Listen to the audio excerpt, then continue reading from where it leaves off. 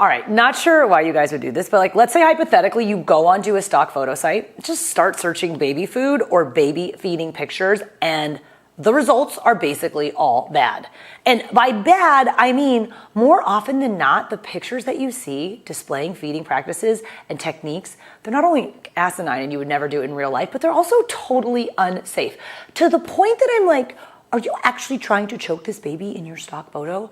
I see a lot of unsafe feeding stuff on social media, and I don't want to bash any individual person's pictures, but since these were staged for a stock site, let's take a look at some unsafe feeding practices as demonstrated in stock photography. Okay, what is going on in this picture, right? First of all, babies should never have raw or hard, crispy pieces of fruits or vegetables, or really any foods for that matter. These pose an imminent choking risk. Furthermore, the safest place for your baby to eat is not on your bed. Some white duvet cover, please.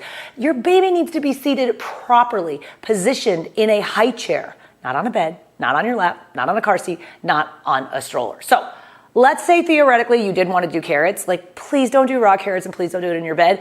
I love carrots for baby-led weaning, but they need to be cooked and they need to be soft. So you can serve strips of boiled or roasted or baked soft carrots. Do not be shy about seasoning them. I generally recommend that you remove the skin, okay, especially for carrots. That's where a lot of the heavy metals tend to accumulate. So get rid of the peel. Cut it down into pieces about the size of your adult pinky finger. Get them nice and soft by cooking.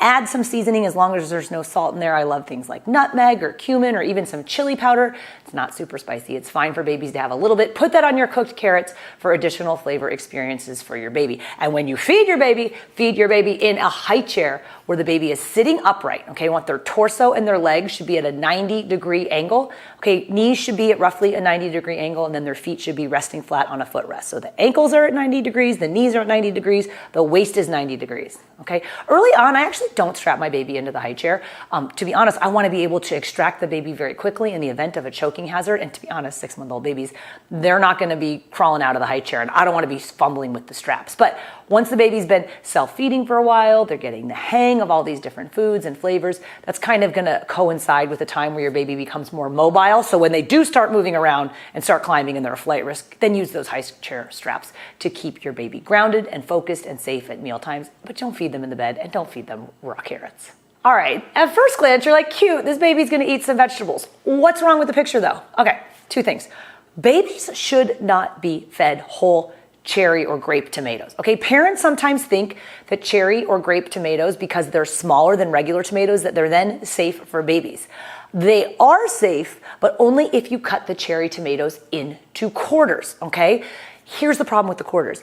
Early eaters at 6 and 7 months of age, this baby's a little bit older, so he probably could have his pincer grasp and pick up the quarters of tomatoes. It's fine to serve those to older babies, but I don't feed cherry or grape tomatoes to 6 and 7-month-old babies because they don't have their pincer grasp yet, so they can't pick the little pieces up. Okay, I also do not love raw cucumber for early eaters. Basically, we want to stay away from any hard or crunchy or raw or crispy foods, as those could pose a choking hazard, especially early on before your baby has really had that experience of moving the foods around their mouth. So what's the right way to feed these foods? If you do cherry or grape tomatoes, cut them into quarters up until age 1. And even after age 1, be sure to cut those in half. Okay, so again, quarter the cherry tomatoes or grapes until age 1, then have them for the toddlers.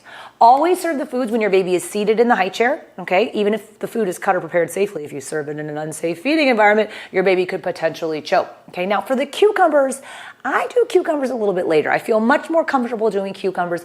They're nice and soft, okay? And once a baby has had a tooth or 2. Okay, cold strips of cucumber, sometimes for teething babies, they kind of like that cold feeling, but there's lots of other colder foods that are softer than cucumbers. You can pickle cucumbers if you want to in vinegar, as long as there's no salt in that, in order to soften them up a little bit. But cucumbers are not my favorite first vegetable for babies. I've got 100 first foods list that has 20 different vegetables on there. Pick some of the other ones well before you do cucumbers, okay? And plus there's like not really any nutrition in cucumbers. So like kind of a cute picture, but really not that super safe and not the best choices for your baby to start with. All right, babies with dangling feet are like all over stock photos. And dangling feet are really dangerous. Okay, your baby needs to have their feet stabilized on a solid, flat footrest or foot plate in order to facilitate a safe swallow. Okay, parents respond often by saying, well, like, my baby's feet don't reach the footrest on our high chair. So A lot of high chairs, okay, they have footrests that are like appropriate for 1-year-old babies, but what's your 6-month-old baby gonna do, all right? You can make adjustments to help achieve a flat footrest when you're starting to offer solid foods, okay? It's one of the most important prerequisites for starting solids, is that your baby's got those feet resting flat on the solid foot plate, but parents oftentimes overlook this. It actually can increase the choking risk if your baby's feet are dangling. So, what's the right thing to do? If you haven't purchased your high chair yet, look for one that has an adjustable footrest. I always say extra credit if adjusting that footrest for your growing baby does not require a ton of tools.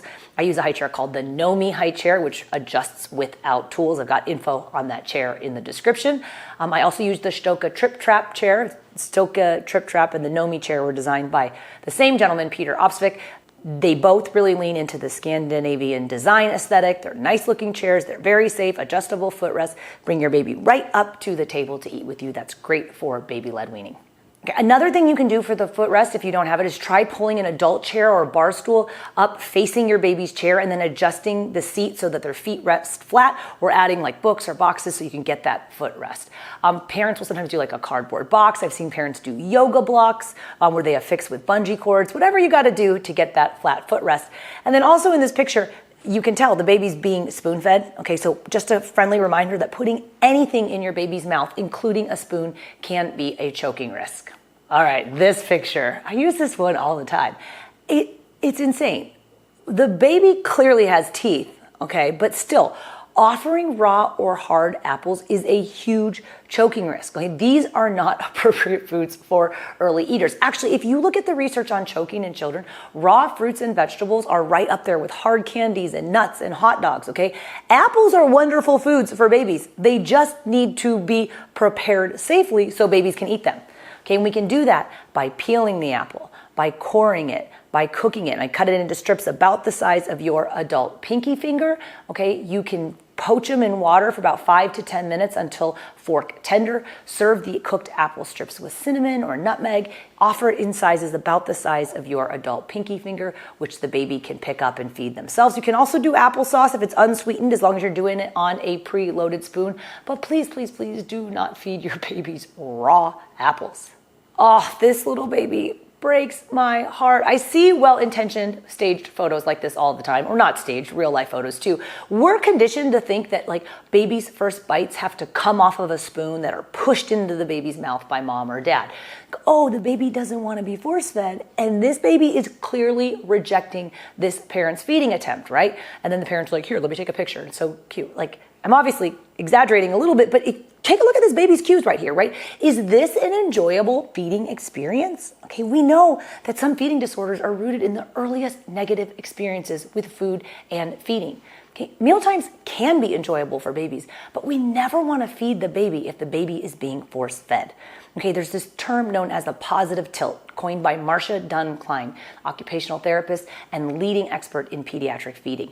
And she teaches us to look for the baby tilting towards the food, okay, giving us positive body language that they're interested. This picture, this is not the positive tilt, okay? Be sure to be observing for your baby's cues. And remember, any foreign object that you put in your baby's mouth, including a spoon, can pose a choking risk. Okay, your baby can learn to use the spoon. Okay, but we don't want it to be you who's the one driving the spoon. We want it to be the baby.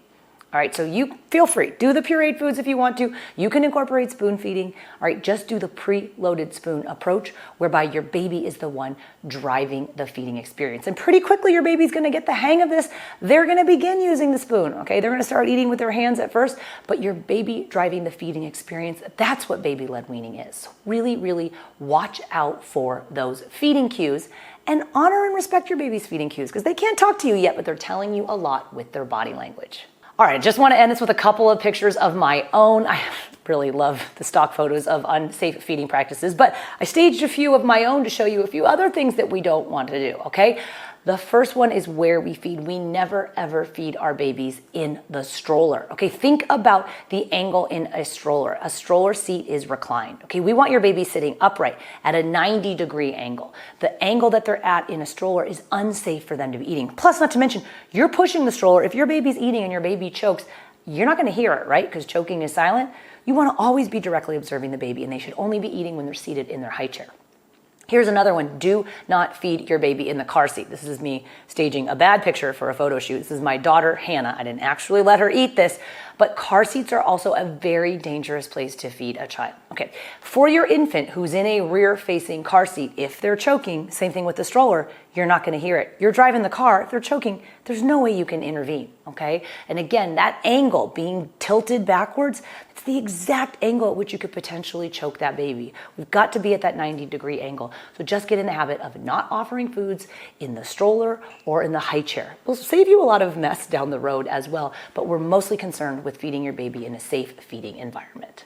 So in closing, you guys, lots of things that we should be learning about what not to do from some of these pictures, but I do want to just remind you that there are so many foods that your baby can eat safely. I teach a lot more about how to start solid foods safely in my free 1-hour online workshop called Baby-Led Weaning for Beginners. You can sign up at babyledweaning.co or it's linked in the description. You also get the 100 first foods list there. And be sure to subscribe to the channel because every week I drop 2 videos where I'm sharing lots more tips on the safe things that you should be doing and how to make these foods safe for your baby for baby-led weaning.